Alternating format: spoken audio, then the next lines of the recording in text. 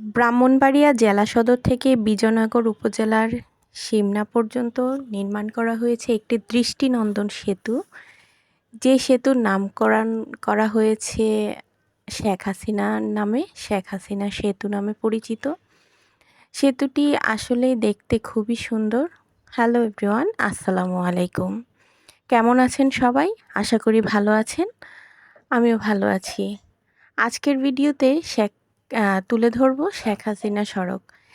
এই শেখ হাসিনা সড়কটি ব্রাহ্মণবাড়িয়ার উপজেলার মধ্যে অবস্থিত। সড়কটি দেখতে খুবই সুন্দর এবং খুবই দৃষ্টিনন্দন। বর্তমানে ভ্রমণ পিপাসুদের কাছে এটি ভ্রমণের একটা উল্লেখযোগ্য জায়গা হয়ে উঠেছে।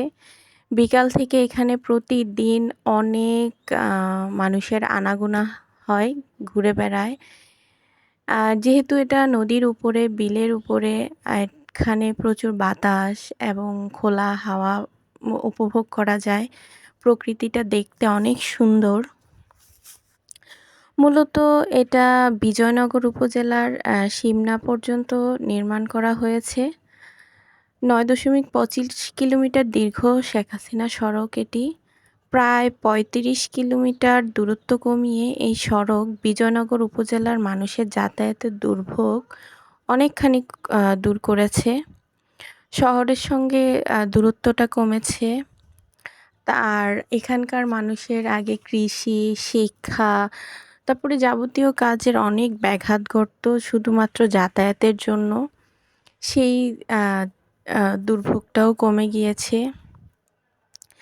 আর এদিকে নদী আর বিলের বুকে নির্মিত এই সড়ক বললামই তো, ভ্রমণ পিপাসু মানুষের কাছে প্রিয় হয়ে উঠেছে। বিকাল হলেই এখানে প্রচুর মানুষের আনাগোনা দেখা যায়।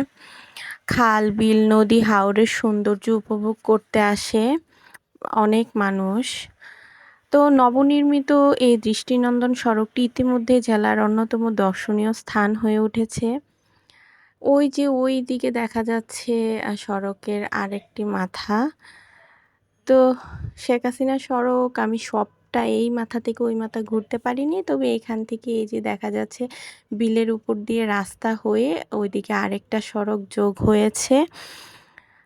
বিজয়নগরের যে বাসিন্দারা, তারা আগে অনেক দূর ঘুরে তারপরে শহরের দিকে আসতে হতো। এখন তাদের এই দুর্ভোগটা কমে গিয়েছে। আজকের ভিডিও এই পর্যন্ত। ভালো থাকবেন সবাই।